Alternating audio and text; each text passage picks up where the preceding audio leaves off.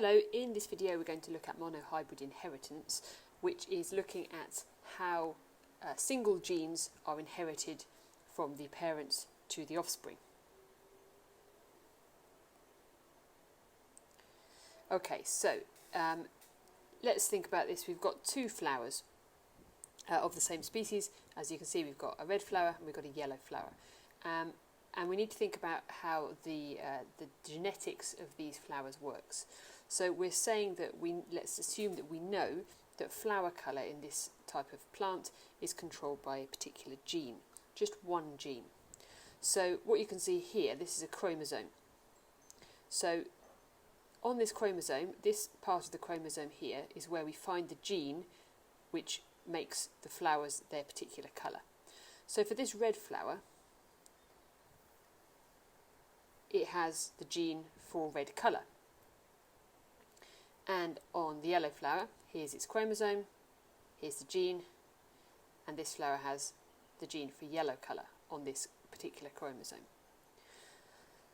But that's not the whole story, because chromosomes come in pairs, so every individual would have two copies of each gene. So for our red flower here, it's got a red version of the gene, a red allele on this chromosome, but we don't know what's on this one here. And here's our yellow flower, it has the second chromosome, and here's the same gene for flower colour.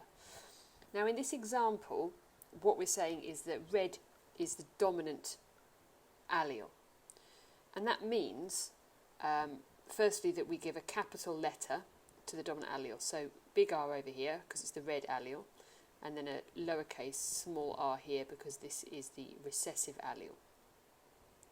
Because this is a yellow flower, in order to be yellow coloured, we know that it must have two of those recessive alleles. So on this chromosome it's got the yellow version, the yellow allele, and on this chromosome it also has the yellow version. Because this is the recessive colour, the recessive phenotype, it has to have two copies of that recessive allele. Now with our red flower, red is the dominant colour, so we know it has one version of the red allele. It could have two of them, so the genotype here would be big R, big R. But just by looking at the plant, we don't know that. All we know is it has at least one of those dominant alleles. It's possible that although it has one of the dominant alleles, the other one is the recessive yellow allele. As I said, we can't tell by looking at the plant what the genotype is. So this flower, this red flower, could have the genotype big R, or it could have the genotype big R, little r. Because this is the recessive phenotype, it must have the genotype little r, little r. So now we understand that, we can look at how we can look at the inheritance of these traits. Okay, so this is what we're trying to do then. We're trying to work out the ratio of the offspring. So if we know what the parents' genotypes are, what are their offspring going to be like? So the first thing that we have to do is we have to make sure we know what the parent phenotypes are. And this example that we're going to do here, we're going to have a red plant and a yellow plant. So as we said before, we know in this example, if we're saying that red is the dominant allele, we know that the genotype of this plant must be little r, little r. Because you can't tell by looking at a plant if it's the dominant phenotype, so this plant here, this flower, we can't tell what the genotype is. So in a problem like this, you would have to be told. So the next thing we write down is our parent genotypes. So in this example, we're going to say that this red plant has the genotype big R, it's homozygous. We know that this is little r, it has to be because it has the recessive phenotype. The next thing we have to do is work out our gametes. So in the gametes, you get one chromosome from each pair. So as we saw before, this big R represents the allele on one chromosome, and this big R represents the allele on the other chromosome. So the gametes that this flower makes could have either the chromosome with this allele or this allele. Now they happen to both be the same, but we're still going to write them both out, and we put it in a circle. So the gamete could have this big R, or it could have big R, And then for the yellow plant, again, this chromosome has little r allele, and this chromosome also has little r allele. We always put our gametes in circles to show that they're gametes. Okay, so we know what the gametes are, so now we have to work out the genotype of our offsprings. So what possible combinations could they make? So we're saying that these gametes, one of those could fuse with one of those. So this is about probability. So we draw what's called a punnett square. And once we've got our punnett square, we put the gametes from this parent go here, and the gametes from the other parent go there. It doesn't matter which way around they go, as long as you've got one parent on one side and one parent on the other side. And then we're just saying, okay, what if these gametes came together to form a new, an offspring, an individual, a new, like a child, if you like. So first of all, if we had this one and this one, they would meet in this square here. So you'd get big R and little r. This is the genotype of the offspring if these two gametes fuse together. In this square here, we've got the big R, and then we've got the little r coming together, and so on.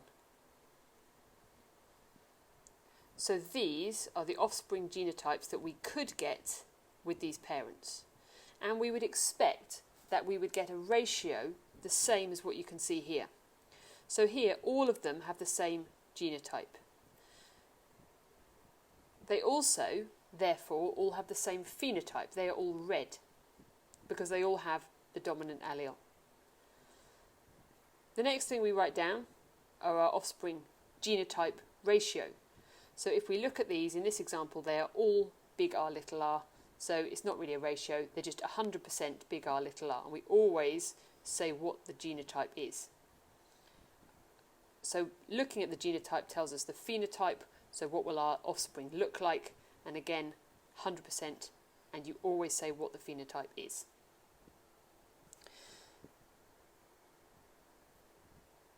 When we're talking about the first generation, we use this phrase. So F1 represents or means the offspring, the first generation. We're going to do the same thing now, but this time we're going to do a monohybrid cross to show what the offspring of the second generation would be like. So that means we take the two of the offspring, which have the genotype that we've just created in our first generation, and we breed them together and see what the second generation would be like. So this is now called the F2 generation. So if we think about the parents then, in that previous F1 generation, all of the offspring were red, and they all had the same genotype. Okay, so our parents here are all big R, little r, because they are the offspring that were produced in the first generation. So this time, we've got each individual has two possible gametes. So the allele on this chromosome could be in a gamete, or we could have this chromosome with the allele on it in a gamete. So this is going to lead to some differences when we look at our offspring genotypes. So we do our punnett square. Here's one parent, here's the other parent. So this is what we get in terms of our offspring genotypes. Big R, two dominant alleles, one dominant allele, one dominant allele, and this one has both of the recessive alleles. So two recessive alleles, this will have the recessive phenotype, the others will all have the dominant phenotype.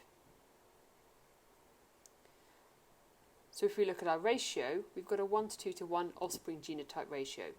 And we have to say what they are. So the 1, we've got 1 big R, 2 big R, little r's, and 1 little r, little r. And then with our phenotype ratio, it's 3 to 1. 3 of them are red, 1 of them is yellow. And that is how you do a monohybrid cross.